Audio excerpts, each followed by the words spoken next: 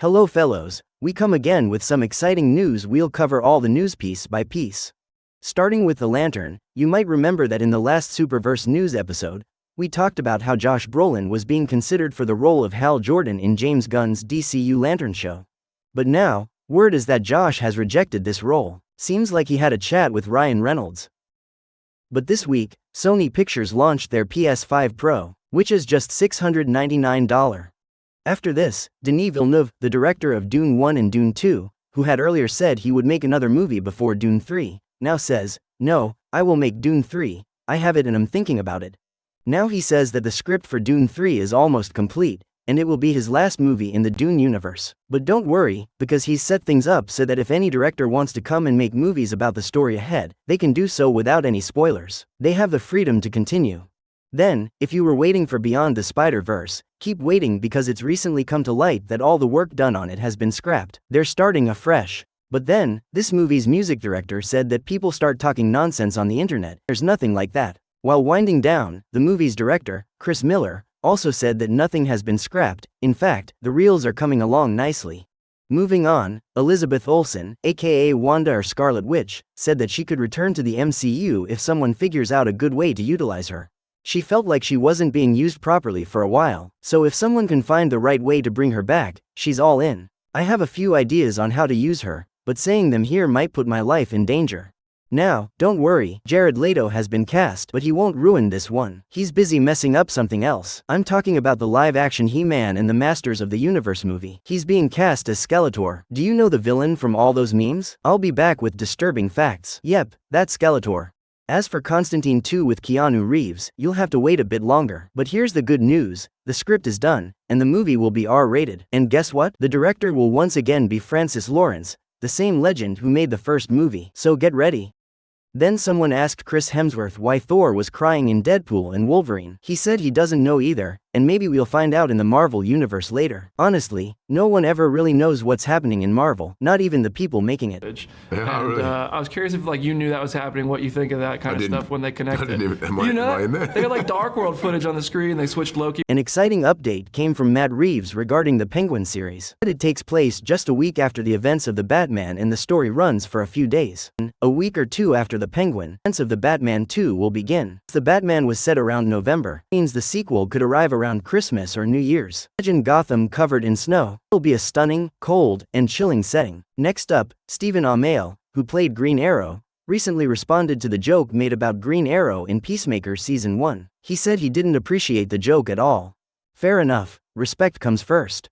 In other big news, after Secret Wars, Marvel will reboot the entire universe and introduce the X-Men. But don't expect Hugh Jackman to be recast. He's staying as Logan, even into his 90s it seems. The Watch Dogs movie, based on the popular Ubisoft game, has wrapped up filming. Not sure why we need this, but I guess we'll see if it's any good. Don Cheadle, who plays War Machine, was asked about RDJ returning as Doom. He said when he first found out, but now everything's like clay, they can shape it however they want. Nobody knows what's happening.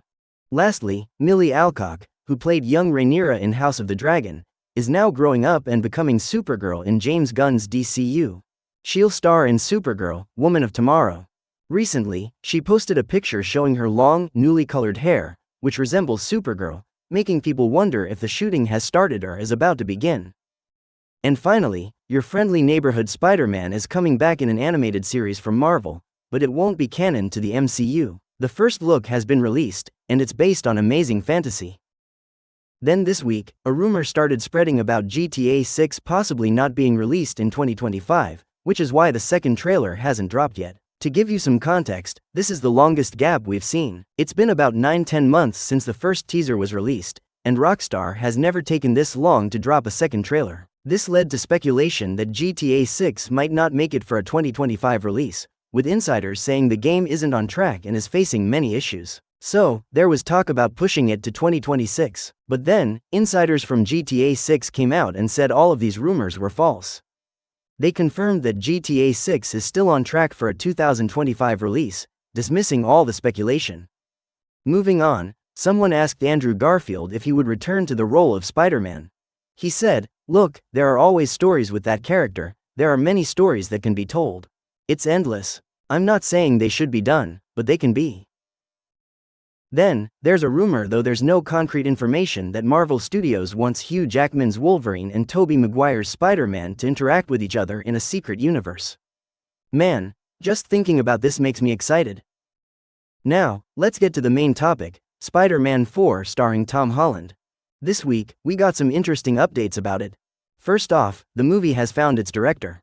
If you didn't know, John Watts, the director of the previous movies, decided not to continue after the third one because he wanted to try something new. So, Marvel brought in their old director, Destin Daniel Cretton, who directed Shang-Chi. To be honest, I'm pretty excited about this idea because anyone who has seen Shang-Chi would easily agree that it had the best hand-to-hand combat in the MCU so far. If Destin brings that same energy to Spider-Man 4, it's going to be amazing. We also found out that Chris McKenna and Eric Summers, the writers of the previous trilogy, are returning to write Spider-Man 4. Tom Holland and Zendaya are renewing their contracts for this movie. Zendaya is definitely returning. Additionally, it's being said that this story will be a grounded story with multiversal elements. So, Spider-Man swinging around might just end up in the multiverse. Whether he goes there or not is up to him, but it's being hinted that the spell cast by Doctor Strange in No Way Home will break in this part. Why make things that are going to break, like hearts? So, that's why I always say, if you don't want your heart broken, give a like. And I'm in half Spider-Man and half Doctor Strange too. Because I don't have money and girl either. Won't you give me a subscribe?